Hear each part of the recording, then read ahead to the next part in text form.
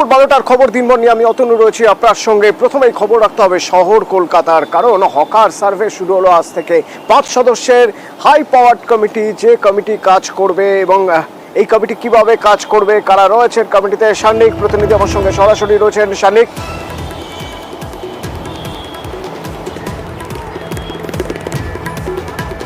দেখো, এই high power committee যেটা মুখ্যমন্ত্রী গঠন করতে বলেছিলেন, সেই হাই পাওয়ার কমিটি আজকে থেকে কাজ শুরু করলো। সকালবেলা কলকাতার দক্ষিণ কলকাতার অন্যতম গুরুত্বপূর্ণ বাজার গড়িয়াহাট বাজার দিয়ে তারা তাদের এই সার্ভে করার তারা কাজ শুরু করবেন বলেছিলেন, সেই কাজ তারা শুরু করলেন। হাই পাওয়ার কমিটির সদস্যরা বেরিয়ে গেলেও গড়িয়াহাট বাজারের মতো গুরুত্বপূর্ণ বাজারে যারা পুরসভার আধিকারিকরা তারা সেই সার্ভের কাজ কিন্তু চালিয়ে যাচ্ছেন। কি হবে এই সার্ভেতে? প্রথমে একটা ফর্ম ফিল আপ করানো হচ্ছে। এই গড়িয়াহাট বাজারে ফুটপাথের ওপর যারা দোকান দিয়েছেন, যারা স্টল করেছেন, তাদের প্রত্যেকের থেকে অনেকেরই স্টল রয়েছে, যারা দীর্ঘদিন ধরে এখানে স্টল করেছেন, তারা যারা আগে থেকে ছিলেন, যাদের একটা টেম্পোরারি স্টল করে দেওয়া হয়েছিল পুরসভার তরফে, তাদের তো সার্ভে একদিকে হচ্ছেই। পাশাপাশি যারা এর বাইরে, যারা অনেকেই বসেছেন, যাদেরকে আগের দিনও পুলিশ উচ্ছেদ করেছিল, অনেকে রয়েছেন ফল বিক্রেতা রয়েছেন, অনেকে রয়েছেন জিনিসপত্র অন্যান্য জিনিস বিক্রি করেন, তাদের কিন্তু এই ফর্ম ফিল আপ করতে হচ্ছে। এবং এই ফর্ম ফিল আপ করার পরেই এই হাই পাওয়ার কমিটি তারা সিদ্ধান্ত নেবে কিভাবে এই হকারদের পুনর্বাসন দেওয়া যায় বা বিকল্প কোন ব্যবস্থা করে তাদেরকে এই ফুটপাথ থেকে একটা যেরকম বড় অংশ যেভাবে জবরদখল হয়ে রয়েছে সেই জায়গা থেকে তাদেরকে সরানো যায়। স্বাভাবিকভাবেই গড়িয়াহাটের মতো গুরুত্বপূর্ণ বাজার, সেখানে এই রকম ছবিতে কিন্তু অনেকটাই সমস্যার সম্মুখীন হন যারা সাধারণ এখানকার পথচারী রয়েছেন, তারা প্রত্যেকেই। অতনু, সান্নিক সঙ্গে থাকো। দেবাশিস কুমার মেয়র পরিষদ কি বলছেন একবার শুনবো। আমরা একটা ফর্ম তৈরি করেছি হকার ইনফরমেশনের জন্য। আমরা যাবো এবং আমাদের লোকেরা থাকবে, যারা হকিং করছেন তাদের কাছে ফর্মটা দেবেন, তারা ফর্মটা ফিল আপ করে জমা দেওয়া হবে।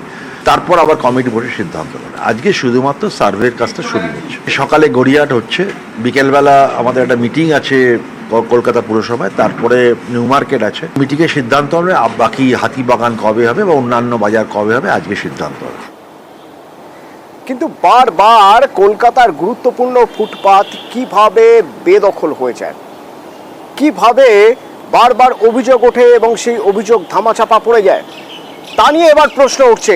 এই যে vending committee, town vending committee, সেই টাউন ভেন্ডিং কমিটির ভূমিকা নিয়ে প্রশ্ন উঠছে। অভিযোগ উঠছে পুরকর্মীরাও জড়িত থাকেন এর বিষয়ে। এক্ষেত্রে সান্নিকের কাছে আমার প্রশ্ন, এই যে টাউন ভেন্ডিং কমিটি, এই কমিটিতে কাউন্সিলরদের কেন রাখা হয় না? তারা তো স্থানীয় জনপ্রতিনিধি, তারা থাকলে তো কাজ আরো ভালোভাবে হবে।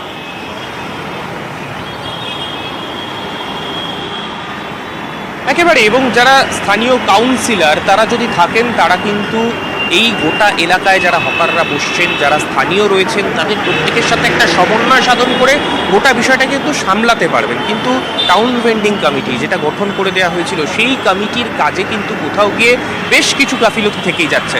অতটুকু তোমাকে মনে করিয়ে দেবো, 2022 সালের নভেম্বর মাসে তখনও কিন্তু এই গড়িয়াহাট বাজারে সেইবারও টাউন ভেন্ডিং কমিটি তারা বৈঠক করে তারা সিদ্ধান্ত নিয়েছিল 1/3 বেশি জায়গা যাতে কোনো হকার না দখল করেন, সেই জন্য একটা স্ট্রাকচার করে দেওয়া হবে তাদের জন্য। উপরে শেড দিয়ে একটা স্ট্রাকচার, যেটা ফুটপাথের 1/3 জায়গা জুড়ে থাকবে, সেরকম একটা স্ট্রাকচার করে দেওয়া হবে। সেই স্ট্রাকচার করা হয়েছে, কিন্তু স্ট্রাকচারের পরে পরবর্তীতে দেখা গেছে তার বাইরে গিয়ে জিনিসপত্র রাখছেন হকাররা।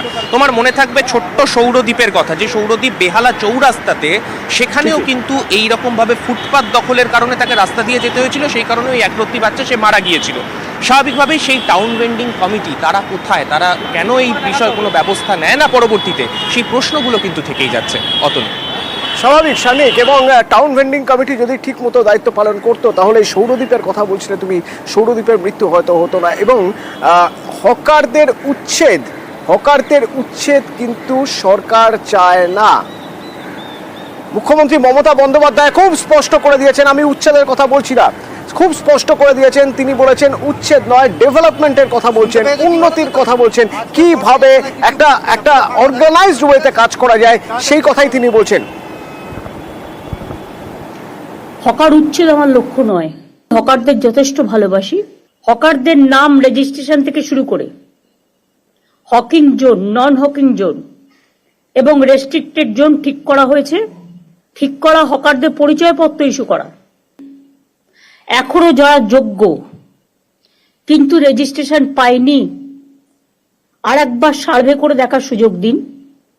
তাতে যদি সে একটা ডালায় রাজি হয়, একটা ভাইয়ের জায়গায় দুটো ভাই থাকতে পারে যদি অন্য নামে, বহিরাগত নয়, এখানে থাকছে, তার পরিবার আছে, তার অন্য কোনো আর্নিং নেই, তারটা আমি নিশ্চয়ই রিকনসিডার করতে পারি, তাদের জন্য আলাদা জোন করতে হবে।